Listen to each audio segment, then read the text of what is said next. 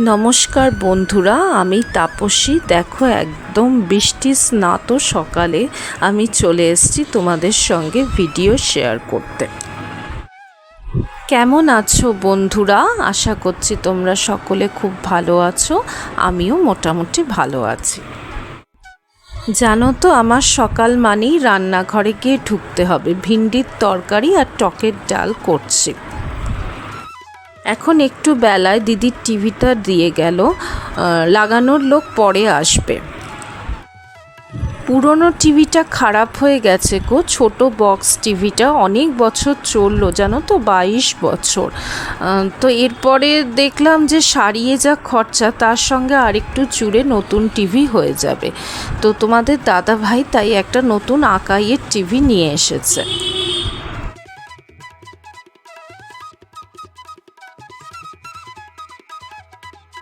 এখন রিস্মিতার জন্য ব্রেকফাস্টে একটু পাস্তা বানিয়ে দিচ্ছি। টমেটো দিয়ে আর সামান্য কিছু সবজি দিয়ে একটা ডিম সেদ্ধ দিয়েছিলাম হাফ বয়েল করে, সেটাই পাস্তাটার সঙ্গে মিশিয়ে দেব। আর কিছু দেশি মশলা অ্যাপ্লাই করেছি, খেতে বেশ ভালোই লাগে। এই যেমন ধরো লঙ্কার গুঁড়ো সামান্য একটু, এছাড়া সবজি মশলা, গরম মশলা এই দিয়ে করেছিলাম। খেতে কিন্তু বেশ ভালো লাগছিল। আদা রসুনের পেস্ট ছিল, ক্যাচের একটা আদা রসুনের পেস্ট রয়েছে। আর কিষানের একটা নতুন সস নিয়েছি, সেদিন যে মাসকাবারি করতে গিয়েছিলাম তখন। আজকে ব্যবহার করে দেখলাম জিনিসটা কেমন।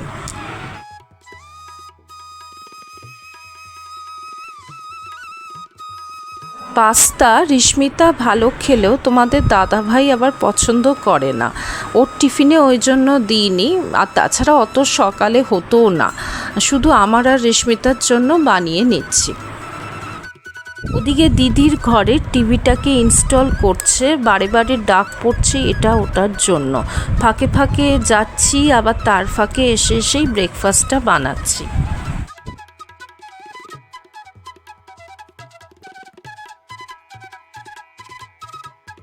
আমার ননদের অনেকটাই বয়স হয়ে গেছে, প্রায় 70। সারাটা দিন ওই টিভি নিয়েই কাটায়। টিভি ছাড়া তার চলে না, সঙ্গী বলতে ওই টিভিটাই। আসলে কি আর করবে, সারাদিন একা একা বসে থেকে টিভি ছাড়া মানুষেরা সময় বা কাটবে কি করে।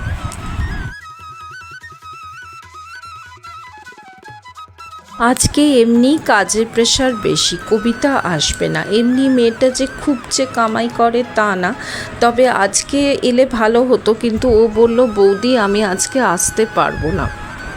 আজকের দিনটা মানে আমার একদম নাজেহাল দশা হয়ে গেছে গো। ওইদিকে লোক কাজ করছে, আবার এদিকে সংসারের সমস্তটুকু সামলে গিয়ে গিয়ে একটু দেখে তো আসতেই হচ্ছে। দিদি তো সব কিছু অত বোঝে না, এখন যা বয়স হয়ে গেছে সম্পূর্ণটাই নির্ভরশীল হয়ে গেছে।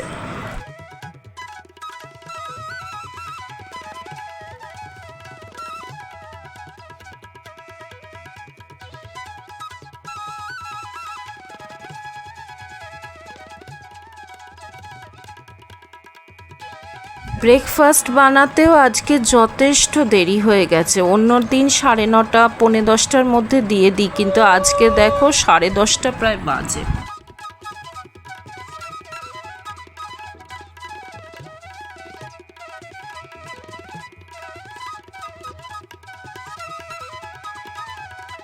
খুব টেনশন নিয়ে কাজ করছিলাম, জানো তো। সবটুকু সামলাতে পারবো তো সময়ের মধ্যে? রিস্মিতা স্কুল যায়নি, বাড়িতে রয়েছে। ওকে টাইমে দুপুরের খাবারটাও দিতে হবে। ঘর বাড়ি পরিষ্কার করা, বাড়িতে একটু কাজ হলে তো নোংরাও হয় না বেশি।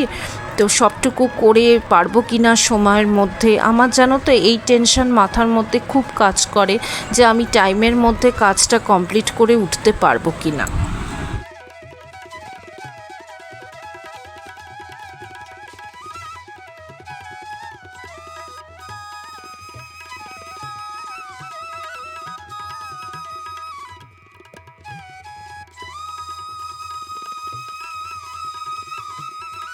পাস্তা হয়ে গেছে, তারপরে বাসনগুলো মেজে তুলে নিয়েছিলাম।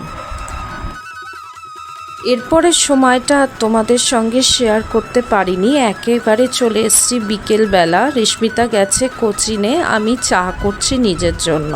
ভুল করে জানো তো দুজনের মতো জল দিয়ে ফেলেছিলাম। রোজ ওর জন্য চা করি তো ওটাই অভ্যাস হয়ে গেছে, দুজনেরই জল দিই। এতটা বেশি চা হয়ে গেছে, তারপর ভাবলাম যে ফেলবো কেন, দূর খেয়ে নিই। তাই কফি মগে নিয়েই চা খাচ্ছি। আমার কিন্তু দুধ চিনি ছাড়া লিকার চা, সাধারণত আদা গোলমরিচ দারচিনি এইসব দিয়ে বানাই, একটা ফোঁটাও চিনি দিই না। এমনকি তোমার দাদাভাইকে রেশমিতাকেও আমি সেই অভ্যাসই করিয়েছি, চিনি ছাড়া চা খাওয়া।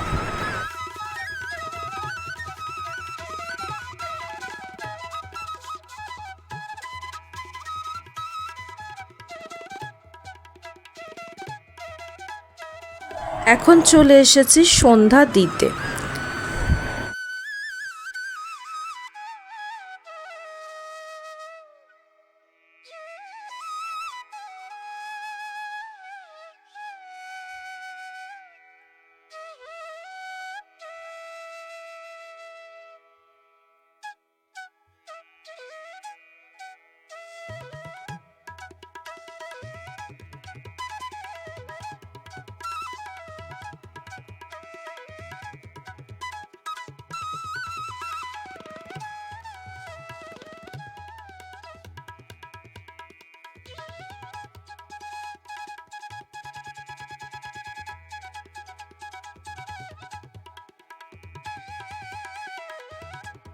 আজকের মতো ভিডিওটা এটুকুই বন্ধুরা, ভালো থেকো, টাটা।